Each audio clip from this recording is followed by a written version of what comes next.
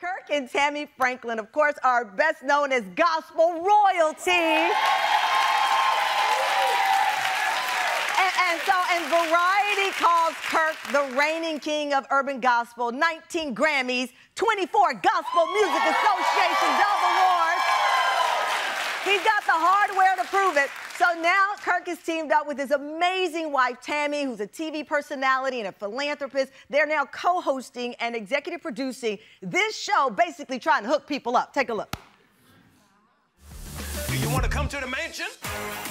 Me and my girl Tammy, we're gonna switch up the game a bit right here. Yeah. We're gonna take an eligible bachelor and an eligible bachelorette. They both have struggled to find that special someone. We're gonna make them live together as they both go on a mission to seek and find love.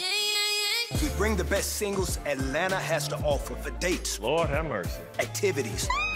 To see if we can help Brent and Ashley find the one. Let's get this party started. Oh, let's get the party started. Cam fam. Welcome back to the show straight from Fort Party Worth, Texas. You'll explain later, Tamron. The gospel music power couple, husband and wife of 27 years, self-proclaimed matchmaker, co-host, executive producer, I'm out of air, the one, the only Kirk and Tammy Franklin.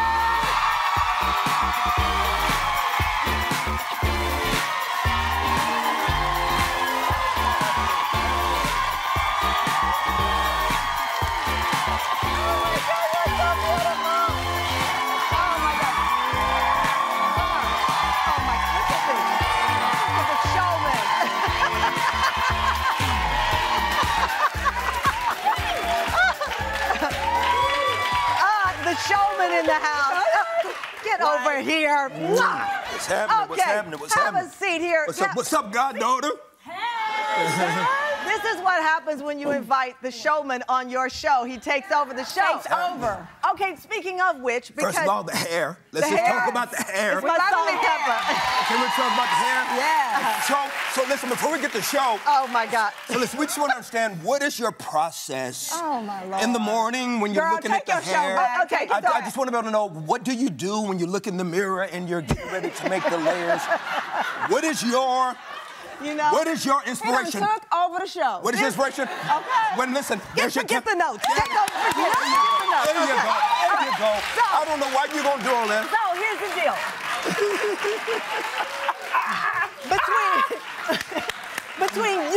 between you and this woman whose daughter is going to see Beyonce in Paris, I don't have a show. So Tammy, I'll start off with you because the show is about the one. Yes. Did you know what you were getting into when you went to the... You were 18, you go to a water park, you're in Texas, I think. I say Fort Party Worth because we are from Fort Worth, and they call it Fort Party Worth, Texas. All right, so that is the only reason why we're on the show. That's the only reason you're on the show. Because I know his family, and I'll call everybody. So you're at a water park, you're 18. Oh, baby, look. Did you have any idea what you were getting into? I had no idea. I just knew he was cute. He had on cross colors.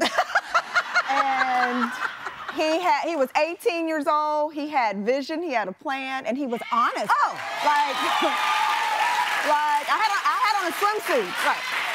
I had on a swimsuit. He was fully clothed in cross colors, and I was like, "Where are you coming from?" He was like, "Well, I'm a minister of music. I just came from choir rehearsal." And I was like, "Wait."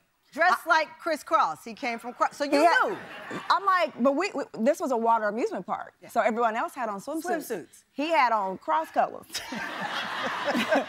So I'm like, this is a little odd. That's a way to stand out. And he did. He stood out. He stood out, And it's been almost 30 years, 27 years. Yes, y'all giving us 3 extra. But you're going to make it to 30 and beyond. Yes. Oh, my gosh. I mean, so, Kirk, because the show is the one, do you believe there's only one? Because some people think you have 3. There's a famous scene in A Bronx Tale, a movie I love. He said you're going to get 3 loves in your life, right? We'll go through that, too, on the after show. But do you believe there's only the one? When you saw her in this swimsuit, age 18, you were dressed like cross colors coming from church. Did you know there's only one?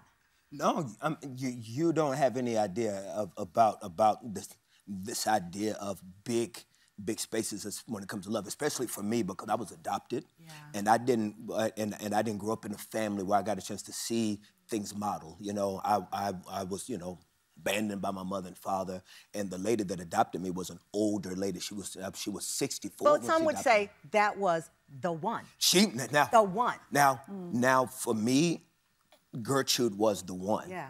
And you know, and there's a deep truth that I've been holding until I got to the show. The first time I want to be able to admit, I really married Tammy for her daughter.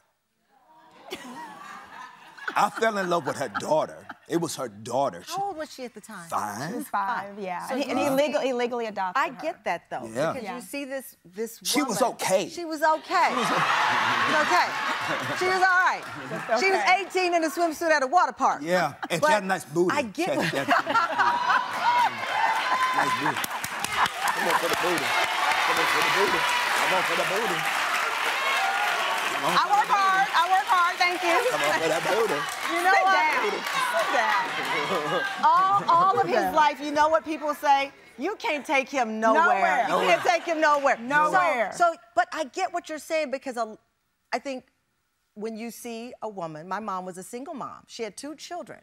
My stepfather saw me and Todd. And he saw her through us. So you get it. Yeah. I understand. And especially with your own trauma. Yeah. You know, with your own trauma, it was like this little girl was something that I was able to naturally want to nurture. Yeah. You know? And that meant a lot to me. And that meant a lot to you because here you are. Yeah. You know, as I said, people know I'm very open about what it was like if my mom is a single mom. And we know the stereotypes. Oh, here comes a woman with a baby. Yes. She doesn't have anybody. And yet my It's more emphasis stepfather, on us. yeah, and the more pressure, but my stepfather saw a family. Yes. And there you were, this family. And what was the name of my first group? Kirk Franklin and The family. Family. It's because you know, I didn't have family. You know, like I was raised by myself. Like I was a kid on the last day of school would cry because I knew I was going because she was an older lady. The neighborhood was older, so there were no kids. So I spent a lot of time, and what became my friend was that piano. Yeah. That piano became my friend, so it was very lonely. So, and the Tammy came from a big family. I'm the oldest of 7. You're the oldest of 7. Yeah. Oh, you're gonna make me cry. So to be honest with you, I think that this idea of romanticized perfection in relationships, I think is causing us to suffer. It's almost like what I've gone through my whole career as an artist that does gospel. When I work with a Kanye or I work with anybody, there's always criticism. It's because people expect a certain image, because we have these images of things that we don't want to let go of. Right. And we have these images of relationships and marriage that we romanticize. And I believe that both of them, the cause is that because most people, when the cameras are off, they're not living to these images themselves. Yeah. So they put that pressure on everyone else. On everybody else. Yeah. And then I don't have a perfect relationship. Right. So it's like, if my marriage is not perfect, I need for yours to be perfect so I can live vicariously through you. And that's you're only getting a also glimpse. then you flip it even more, you start to look for the perfect partner when you know you're not perfect either. Exactly. Versus saying, this is the best I am today, and I'm looking for someone that I can have a life with and a partnership with. And that's what you found in Tammy and the little girl who is now grown. Carrington. How old is Carrington now? Carrington was... She just turned 34. 34 years old. Yeah.